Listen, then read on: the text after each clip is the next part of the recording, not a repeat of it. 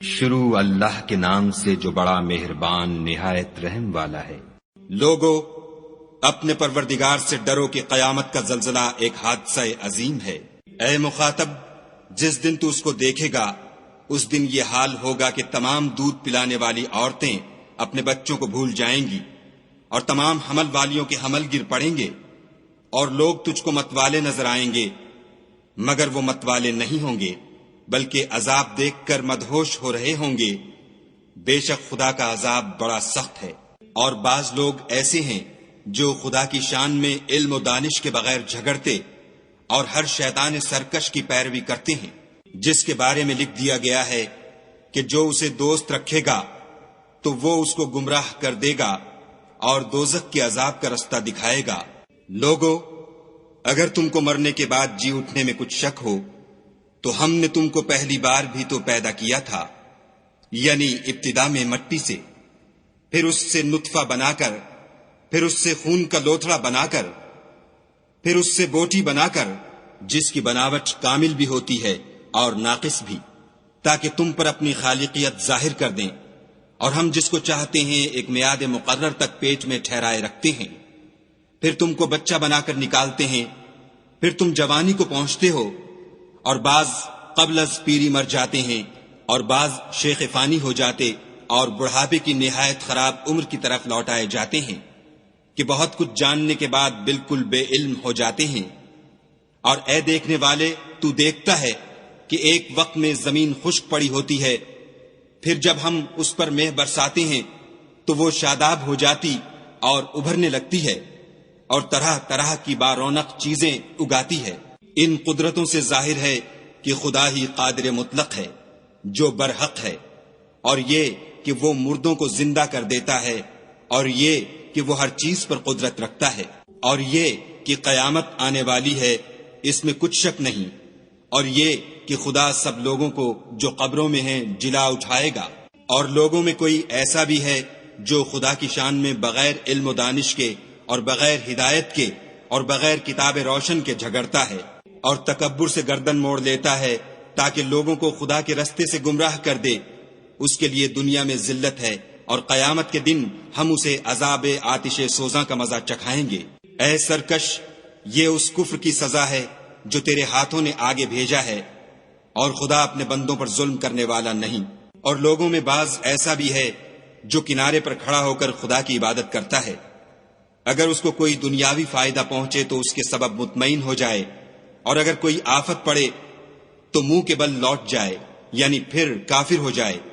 اس نے دنیا میں بھی نقصان اٹھایا اور آخرت میں بھی، یہی تو نقصان صریح ہے۔ یہ خدا کے سوا ایسی چیز کو پکارتا ہے جو نہ اسے نقصان پہنچائے اور نہ فائدہ دے سکے، یہی تو پرلے درجے کی گمراہی ہے۔ بلکہ ایسے شخص کو پکارتا ہے جس کا نقصان فائدے سے زیادہ قریب ہے، ایسا دوست بھی برا اور ایسا ہم صحبت بھی برا۔ جو لوگ ایمان لائے اور عمل نیک کرتے رہے، خدا ان کو بہشتوں میں داخل کرے گا جن کے نیچے نہریں چل رہی ہیں۔ کچھ شک نہیں کہ خدا جو چاہتا ہے کرتا ہے۔ جو شخص یہ گمان کرتا ہو کہ خدا اس کو دنیا اور آخرت میں مدد نہیں دے گا تو اس کو چاہیے کہ اوپر کی طرف یعنی اپنے گھر کی چھت میں ایک رسی باندھے، پھر اس سے اپنا گلا گھونٹ لے، پھر دیکھے کہ آیا یہ تدبیر اس کے غصے کو دور کر دیتی ہے۔ اور اسی طرح ہم نے اس قرآن کو اتارا ہے جس کی تمام باتیں کھلی ہوئی ہیں، اور یہ یاد رکھو کہ خدا جس کو چاہتا ہے ہدایت دیتا ہے۔ جو لوگ مومن یعنی مسلمان ہیں اور جو یہودی ہیں اور ستارہ پرست اور عیسائی اور مجوسی اور مشرک، خدا ان سب میں قیامت کے دن فیصلہ کر دے گا۔ بے شک خدا ہر چیز سے باخبر ہے۔ کیا تم نے نہیں دیکھا کہ جو مخلوق آسمانوں میں ہے اور جو زمین میں ہے، اور سورج اور چاند اور ستارے اور پہاڑ اور درخت اور چارپائے اور بہت سے انسان خدا کو سجدہ کرتے ہیں، اور بہت سے ایسے ہیں جن پر عذاب ثابت ہو چکا ہے، اور جس شخص کو خدا ذلیل کرے اس کو کوئی عزت دینے والا نہیں۔ بے شک خدا جو چاہتا ہے کرتا ہے۔ یہ دو فریق ایک دوسرے کے دشمن اپنے پروردگار کے بارے میں جھگڑتے ہیں، تو جو کافر ہیں ان کے لیے آگ کے کپڑے قطع کیے جائیں گے، اور ان کے سروں پر جلتا ہوا پانی ڈالا جائے گا، اس سے ان کے پیٹ کے اندر کی چیزیں اور کھالیں گل جائیں گی، اور ان کے مارنے ٹھوکنے کے لیے لوہے کے ہتھوڑے ہوں گے۔ جب وہ چاہیں گے کہ اس رنج و تکلیف کی وجہ سے دوزخ سے نکل جائیں تو پھر اسی میں لوٹا دیے جائیں گے، اور کہا جائے گا کہ جلنے کے عذاب کا مزہ چکھتے رہو۔ جو لوگ ایمان لائے اور عمل نیک کرتے رہے، خدا ان کو بہشتوں میں داخل کرے گا جن کے تلے نہریں بہ رہی ہیں، وہاں ان کو سونے کے کنگن پہنائے جائیں گے اور موتی، اور وہاں ان کا لباس ریشمی ہوگا، اور ان کو پاکیزہ کلام کی ہدایت کی گئی اور خدائے حمید کی راہ بتائی گئی۔ جو لوگ کافر ہیں اور لوگوں کو خدا کے رستے سے اور مسجد محترم سے، جسے ہم نے لوگوں کے لیے یکساں عبادت گاہ بنایا ہے، روکتے ہیں، خواہ وہ وہاں کے رہنے والے ہوں یا باہر سے آنے والے، اور جو اس میں شرارت سے کجروی و کفر کرنا چاہے، اس کو ہم درد دینے والے عذاب کا مزہ چکھائیں گے۔ اور ایک وقت تھا جب ہم نے ابراہیم کے لیے خانہ کعبہ کو مقام مقرر کیا اور ارشاد فرمایا کہ میرے ساتھ کسی چیز کو شریک نہ کیجو، اور طواف کرنے والوں اور قیام کرنے والوں اور رکوع کرنے والوں اور سجدہ کرنے والوں کے لیے میرے گھر کو صاف رکھا کرو، اور لوگوں میں حج کے لیے ندا کر دو کہ تمہاری طرف پیدل اور دبلے دبلے اونٹوں پر جو دور دراز رستوں سے چلے آتے ہوں سوار ہو کر چلے آئیں، تاکہ اپنے فائدے کے کاموں کے لیے حاضر ہوں، اور قربانی کے ایام معلوم میں 4 پایاں مویشی کے ذبح کے وقت جو خدا نے ان کو دیے ہیں ان پر خدا کا نام لیں، اس میں سے تم خود بھی کھاؤ اور فقیر درماندہ کو بھی کھلاؤ۔ پھر چاہیے کہ لوگ اپنا میل کچیل دور کریں اور نظریں پوری کریں اور خانہ قدیم یعنی بیت اللہ کا طواف کریں۔ یہ ہمارا حکم ہے، اور جو شخص ادب کی چیزوں کی جو خدا نے مقرر کی ہیں عظمت رکھے تو یہ پروردگار کے نزدیک اس کے حق میں بہتر ہے۔ اور تمہارے لیے مویشی حلال کر دیے گئے ہیں سوا ان کے جو تمہیں پڑھ کر سنائے جاتے ہیں، تو بتوں کی پلیدی سے بچو اور جھوٹی بات سے اجتناب کرو، صرف ایک خدا کے ہو کر اور اس کے ساتھ شریک نہ ٹھہرا کر۔ اور جو شخص کسی کو خدا کے ساتھ شریک مقرر کرے تو وہ گویا ایسا ہے جیسے آسمان سے گر پڑے، پھر اس کو پرندے اچک لے جائیں یا ہوا کسی دور جگہ اڑا کر پھینک دے۔ یہ ہمارا حکم ہے۔ اور جو شخص ادب کی چیزوں کی جو خدا نے مقرر کی ہیں عظمت رکھے تو یہ فعل دلوں کی پرہیزگاری میں سے ہے۔ ان میں ایک وقت مقرر تک تمہارے لیے فائدے ہیں، پھر ان کو خانہ قدیم یعنی بیت اللہ تک پہنچنا اور ذبح ہونا ہے۔ اور ہم نے ہر ایک امت کے لیے قربانی کا طریق مقرر کر دیا ہے، تاکہ جو مویشی 4 پائے خدا نے ان کو دیے ہیں ان کے ذبح کرنے کے وقت ان پر خدا کا نام لیں۔ سو تمہارا معبود ایک ہی ہے، تو اسی کے فرما بردار ہو جاؤ اور عاجزی کرنے والوں کو خوشخبری سنا دو۔ یہ وہ لوگ ہیں کہ جب خدا کا نام لیا جاتا ہے تو ان کے دل ڈر جاتے ہیں، اور جب ان پر مصیبت پڑتی ہے تو صبر کرتے ہیں اور نماز آداب سے پڑھتے ہیں، اور جو مال ہم نے ان کو عطا فرمایا ہے اس میں سے نیک کاموں میں خرچ کرتے ہیں۔ اور قربانی کے اونٹوں کو بھی ہم نے تمہارے لیے شعائر خدا مقرر کیا ہے، ان میں تمہارے لیے فائدے ہیں، تو قربانی کرنے کے وقت قطار باندھ کر ان پر خدا کا نام لو۔ جب پہلو کے بل گر پڑیں تو ان میں سے کھاؤ، اور قناعت سے بیٹھ رہنے والوں اور سوال کرنے والوں کو بھی کھلاؤ۔ اس طرح ہم نے ان کو تمہارے زیر فرمان کر دیا ہے تاکہ تم شکر کرو۔ خدا تک نہ ان کا گوشت پہنچتا ہے اور نہ خون، بلکہ اس تک تمہاری پرہیزگاری پہنچتی ہے۔ اسی طرح خدا نے ان کو تمہارا مسخر کر دیا ہے تاکہ اس بات کے بدلے کہ اس نے تم کو ہدایت بخشی ہے اسے بزرگی سے یاد کرو، اور اے پیغمبر صلی اللہ علیہ وآلہ وسلم نیکوکاروں کو خوشخبری سنا دو۔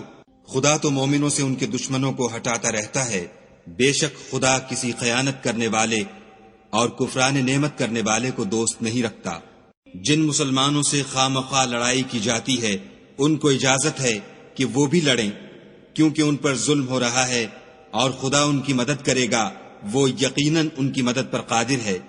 یہ وہ لوگ ہیں کہ اپنے گھروں سے ناحق نکال دیے گئے، انہوں نے کچھ قصور نہیں کیا، ہاں یہ کہتے ہیں کہ ہمارا پروردگار خدا ہے۔ اور اگر خدا لوگوں کو ایک دوسرے سے نہ ہٹاتا رہتا تو راہبوں کے صومعے اور عیسائیوں کے گرجے اور یہودیوں کے عبادت خانے اور مسلمانوں کی مسجدیں جن میں خدا کا بہت سا ذکر کیا جاتا ہے گرائی جا چکی ہوتی، اور جو شخص خدا کی مدد کرتا ہے خدا اس کی ضرور مدد کرتا ہے، بے شک خدا توانا اور غالب ہے۔ یہ وہ لوگ ہیں کہ اگر ہم ان کو ملک میں دسترس دیں تو نماز پڑھیں اور زکوٰۃ ادا کریں اور نیک کام کرنے کا حکم دیں اور برے کاموں سے منع کریں، اور سب کاموں کا انجام خدا ہی کے اختیار میں ہے۔ اور اگر یہ لوگ تم کو جھٹلاتے ہیں تو ان سے پہلے نوح کی قوم اور عاد اور سمود بھی اپنے پیغمبروں کو جھٹلا چکے ہیں، اور قوم ابراہیم اور قوم لوط بھی، اور مدین کے رہنے والے بھی، اور موسیٰ بھی تو جھٹلائے جا چکے ہیں، لیکن میں کافروں کو مہلت دیتا رہا، پھر ان کو پکڑ لیا، تو دیکھ لو کہ میرا عذاب کیسا سخت تھا۔ اور بہت سی بستیاں ہیں کہ ہم نے ان کو تباہ کر ڈالا کہ وہ نافرمان تھیں، سو وہ اپنی چھتوں پر گری پڑی ہیں، اور بہت سے کنویں بیکار اور بہت سے محل ویران پڑے ہیں۔ کیا ان لوگوں نے ملک میں سیر نہیں کی تاکہ ان کے دل ایسے ہوتے کہ ان سے سمجھ سکتے اور کان ایسے ہوتے کہ ان سے سن سکتے؟ بات یہ ہے کہ آنکھیں اندھی نہیں ہوتی بلکہ دل جو سینوں میں ہیں وہ اندھے ہوتے ہیں۔ اور یہ لوگ تم سے عذاب کے لیے جلدی کر رہے ہیں، اور خدا اپنا وعدہ ہرگز خلاف نہیں کرے گا۔ اور بے شک تمہارے پروردگار کے نزدیک ایک روز تمہارے حساب کے روح سے 1000 برس کے برابر ہے۔ اور بہت سی بستیاں ہیں کہ میں ان کو مہلت دیتا رہا اور وہ نافرمان تھیں، پھر میں نے ان کو پکڑ لیا اور میری ہی طرف لوٹ کر آنا ہے۔ اے پیغمبر صلی اللہ علیہ وآلہ وسلم، کہہ دو کہ لوگو میں تم کو کھلم کھلا نصیحت کرنے والا ہوں، تو جو لوگ ایمان لائے اور کام نیک کیے ان کے لیے بخشش اور آبرو کی روزی ہے۔ اور جن لوگوں نے ہماری آیتوں میں اپنے ذوق باطل میں ہمیں عاجز کرنے کے لیے سعی کی وہ اہل دوزخ ہیں۔ اور ہم نے تم سے پہلے کوئی رسول اور نبی نہیں بھیجا مگر اس کا یہ حال تھا کہ جب وہ کوئی آرزو کرتا تھا تو شیطان اس کی آرزو میں وسوسہ ڈال دیتا تھا، تو جو وسوسہ شیطان ڈالتا ہے خدا اس کو دور کر دیتا ہے، پھر خدا اپنی آیتوں کو مضبوط کر دیتا ہے، اور خدا علم والا اور حکمت والا ہے۔ غرض اس سے یہ ہے کہ جو وسوسہ شیطان ڈالتا ہے اس کو ان لوگوں کے لیے جن کے دلوں میں بیماری ہے اور جن کے دل سخت ہیں ذریعہ آزمائش ٹھہرائے۔ بے شک ظالم پرلے درجے کی مخالفت میں ہیں۔